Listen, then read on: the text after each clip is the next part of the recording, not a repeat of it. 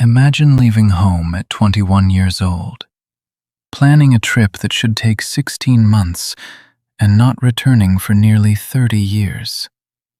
No phone calls home, no letters that could reach you reliably. No idea most mornings where you'd sleep that night.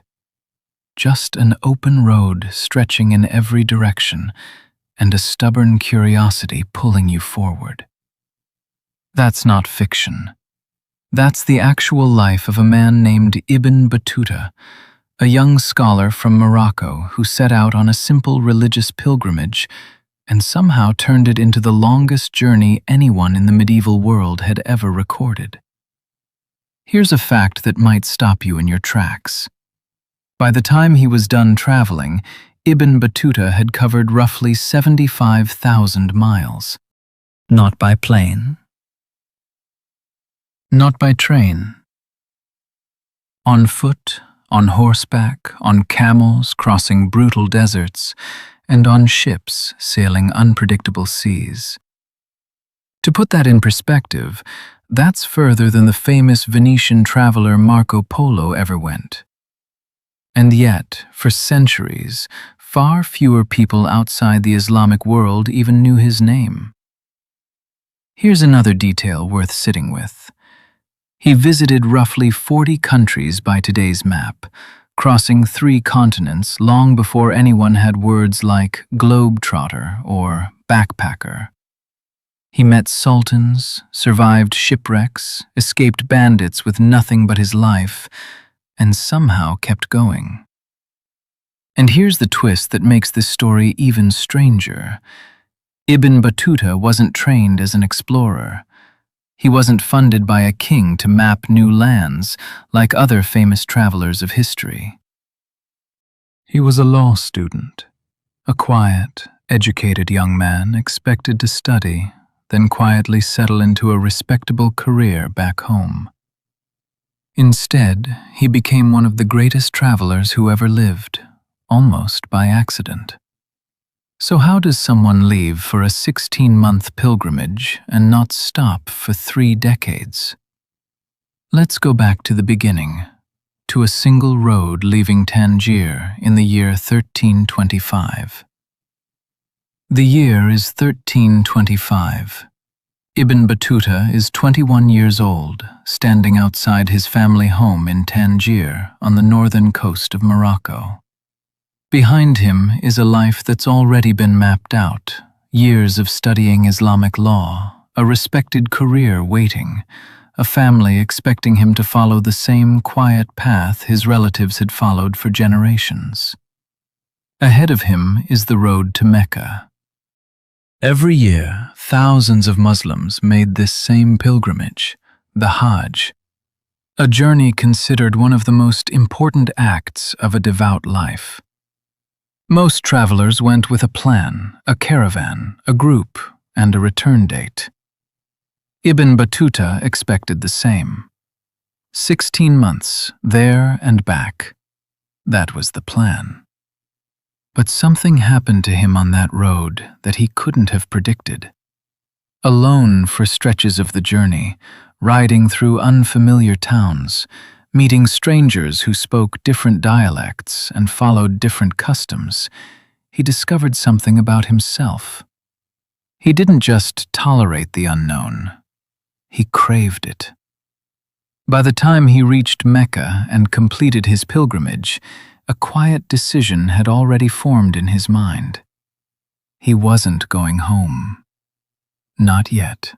What followed next reads less like a biography and more like an adventure novel. He turned east instead of west, deciding to see Persia and Iraq before returning. Then he pushed further into East Africa, sailing down the Swahili coast to cities like Mogadishu and Kilwa, trading centers so wealthy and refined that they startled him. He'd assumed, like many outsiders of his time, that he understood what these places would look like. He was wrong. And he said so honestly in his later accounts. An early example of a traveler letting reality correct his assumptions. Then he changed direction entirely, crossing into Asia Minor, then through the vast, unforgiving stretches of Central Asia, where he joined trading caravans for safety, since the desert alone could kill a careless traveler in days. Here's where his story takes one of its most jaw-dropping turns. Ibn Battuta eventually made his way to India, where the Sultan of Delhi, a powerful but famously unpredictable ruler named Muhammad bin Tughlaq, appointed him as a judge, a qadi, based purely on his legal training from years earlier. Imagine that.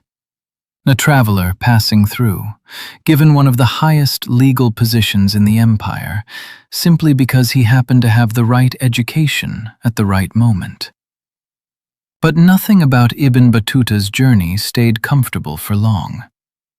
The same sultan who elevated him also nearly had him executed over a misunderstanding involving palace politics. A moment Ibn Battuta described with real fear in his later writings. He survived, but the experience taught him something he carried for the rest of his travels. Proximity to power was thrilling, but never safe. Eventually, the Sultan sent him on a diplomatic mission to China, a journey that turned into one of the most dangerous chapters of his life. Shipwrecks, robbery. At one point, bandits chased him down and stripped him of everything he owned, leaving him with nothing but the clothes on his back. Most people would have called that the end of the journey. Ibn Battuta simply found his way to the next town and kept moving forward. He eventually did reach China, describing its massive cities, its paper currency, something almost unheard of back home, and its highly organized government with a mixture of awe and disbelief. Then, just as restlessly as he'd arrived, he turned around and made his way back west, through Southeast Asia, through the Middle East once more, collecting a lifetime's worth of stories most people back in Morocco could never have imagined. By the time Ibn Battuta finally returned home in 1354, nearly 30 years had passed since he'd left as a young law student. He was no longer that same uncertain young man. He'd survived deserts, oceans, palace intrigue, and near-death encounters most people would only read about in adventure stories. Pero here's the most remarkable part of the story. Ibn Battuta didn't write any of it down as he traveled. There was no journal kept along the way, no notes scribbled during storms or long desert nights. Everything, every city, every ruler, every near disaster lived only in his memory. When he returned, the ruler of Morocco insisted his experiences be preserved. So Ibn Battuta sat with a scholar named Ibn Juzay and dictated his entire life's journey from memory alone. The result became a book called the Rihla, simply meaning the journey, and it remains one of the richest first-hand accounts of the medieval world that exists today. Some historians, centuries later, questioned whether every detail in the Rihla was completely precise, given it relied purely on memory. Pero even his harshest critics agree on one thing. No one else from that era saw as much of the world or lived to tell it, quite like Ibn Battuta did. He eventually settled back into a quiet life as a judge, the very career path he'd once been expected to follow from the beginning. He died sometime around 1368 or 1369 in Morocco, the same country he'd left as a restless young man nearly 45 years earlier.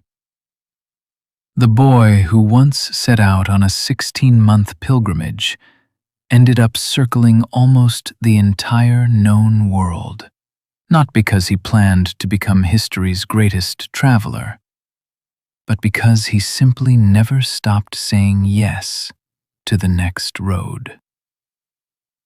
There's something deeply honest in the fact that Ibn Battuta never set out to become legendary. He didn't leave home with some grand vision of covering 75,000 miles, or writing one of history's most important travel accounts. He just kept saying yes to the next city, the next conversation, the next uncertain road, and let his life unfold one decision at a time. That's really what this story is about. Growth rarely comes from a single bold leap. It comes from 1,000 small choices to keep moving, even when the destination isn't clear. If you're learning English, this will feel familiar. You didn't start this journey knowing exactly where it would take you either. Some days feel like that long desert crossing, slow, uncertain, exhausting. Other days feel like arriving in a new city, suddenly understanding a joke, a song, or a conversation that once felt completely out of reach. Every new word you learn, every mistake you correct, every conversation you attempt is another mile on your own long road. You don't need a perfect plan. Ibn Battuta certainly didn't have one.